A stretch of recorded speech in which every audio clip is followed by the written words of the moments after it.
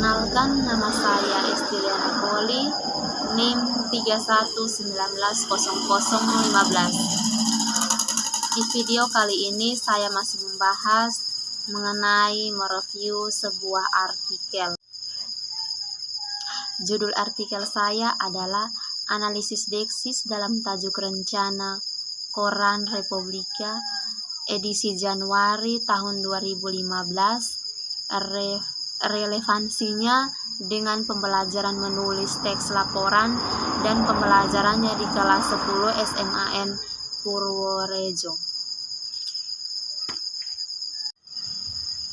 Dalam mereview artikel, yang pertama tentang latar belakang, yang kedua sumber data, yang ketiga teori dan penelitian, yang keempat pembahasan, dan yang kelima kesimpulan. Nah, yang pertama tentang latar belakang. Alasan penulis memilih judul ini karena yang pertama, tajuk rencana merupakan salah satu media yang sangat erat hubungannya dengan pembelajaran menulis di kelas 10 SMA. Yang kedua, deksis merupakan hal yang harus dipelajari secara mendalam oleh peserta didik. Dan yang ketiga, deksis dalam tajuk rencana pada Koran Republika edisi Januari 2015 belum ada yang mengkaji secara mendalam dan relevansinya dengan pembelajaran menulis di kelas 10 SMA. Dalam artikel ini hanya terdapat sumber data, datanya tidak ada dalam artikel tersebut.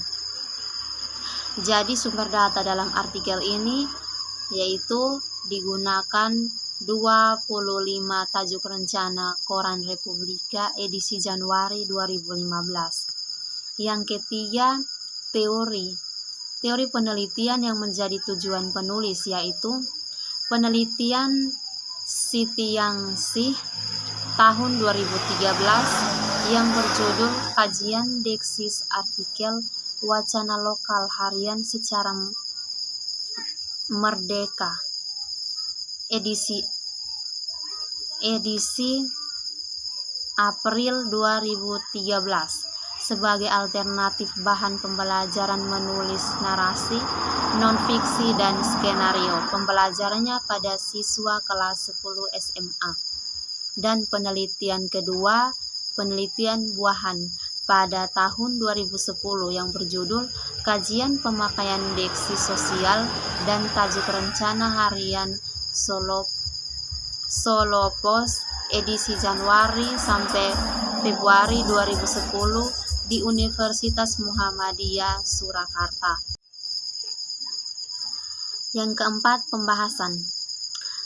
Nah, kita akan masuk pada pembahasan dalam artikel ini. Dalam penelitian ini diperoleh hasil dan pembahasan penelitian sebagai berikut. Bentuk-bentuk deksis dalam Koran Republika dari Januari tahun 2015 diklasifikasikan menjadi dua. Yang pertama, deksis eksofora yang meliputi deksis persona, deksis tempat, dan deksis waktu. Dan yang kedua, deksis anafora yang meliputi deksis anafora dan deksis katafora. Bentuk-bentuk deksis persona digunakan adalah persona pertama tunggal berupa saya yang menjadi orang tunggal sesuai dengan konteksnya. Persona pertama jamak berupa kita yang merujuk pada masyarakat atau pihak lain sesuai dengan konteksnya. Persona ketiga tunggal berupa ia, dia, dan bentuk berikutnya yang merujuk pada kata ganti orang sesuai dengan konteksnya. Serta persona ketiga jamak yang berupa kata mereka yang merujuk pada kelompok orang sesuai dengan konteksnya. Bentuk-bentuk deksis tempat yang digunakan adalah di daerah, di tempat tanah air negara ini, di sini, di kawasan wisata, di perkotaan, di pedesaan, dan di mana saja.